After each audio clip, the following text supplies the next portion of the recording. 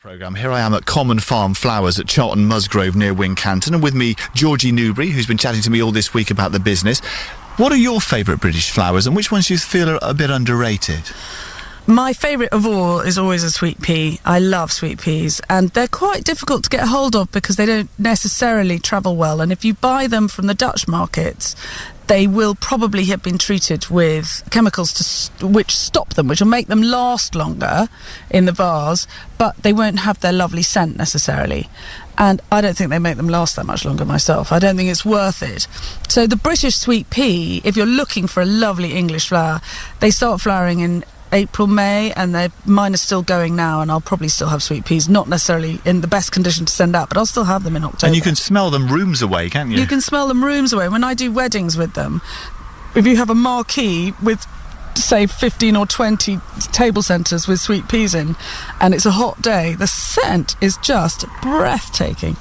So I love a sweet pea, and I love my dahlias. The sweet peas are the French knickers of the flower world, and dahlias are the can-can girls, because they're such dancers. They're fantastic. Are you still searching for other flowers, perhaps lesser-known ones that you could introduce? Oh, absolutely, all the time. I'm always looking for new things to grow, and I can feel... We're about to put another polytunnel in, and I can feel that my chrysanthemum fancying session might get a bit serious.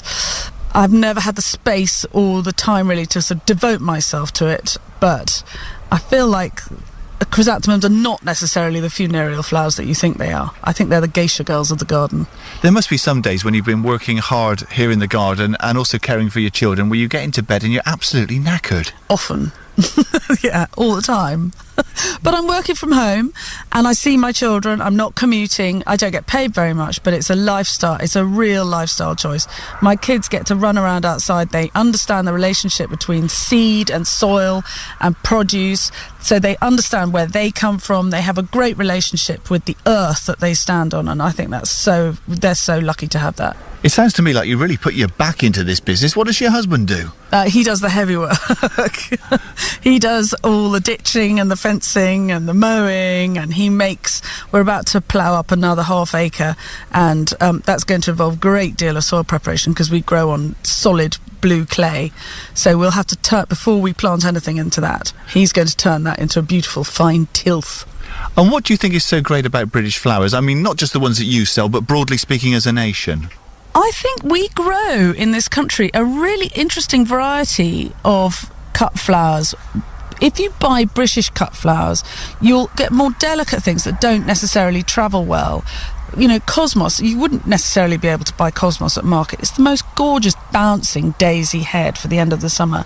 The light you can get Ami Visnaga at market, but you wouldn't be able to get Orlea grandiflora, which is a beautiful lace cap which you can have flowering. If you successionally sow, you can have it flowering all summer. So those lighter, more fragile flowers are much easier to find, I think, if you find British flowers. But also look for growers. We're not the only ones. Growers who grow wildflowers commercially. Nearly all of our bouquets go out with some kind of wildflower in. We grow our wildflowers in beds, but the perennial plants are then planted out into the meadow, which gives our indigenous seed bank at Common Farm great strength. So we have an enormous mix of birds and butterflies. My husband always says, look after the invertebrates and the rest of the food chain will look after itself. And we are part of that food chain. So by growing the wildflowers, we're commercialising them by selling them in our bouquets, but we also therefore have them here as food and forage for our bees and our butterflies and everything else. You clearly seem very pleased with the lifestyle choice you've made. It's a real change from Vogue in Paris, isn't it? Yeah, exactly. I look at my sort of sad feet and my sad hands. I've got nail varnish on today, but it's a bit chipped. Yes, I'm not the person. I'm considerably heavier and less glamorous than I was all those years ago. Thank you very much for having a word this week. Thank you very much for having me. It's been really interesting. That's Georgie Newbery, a lovely lady from Common Farm Flowers, and my thanks to her for having a word and talking about a passion for British flowers.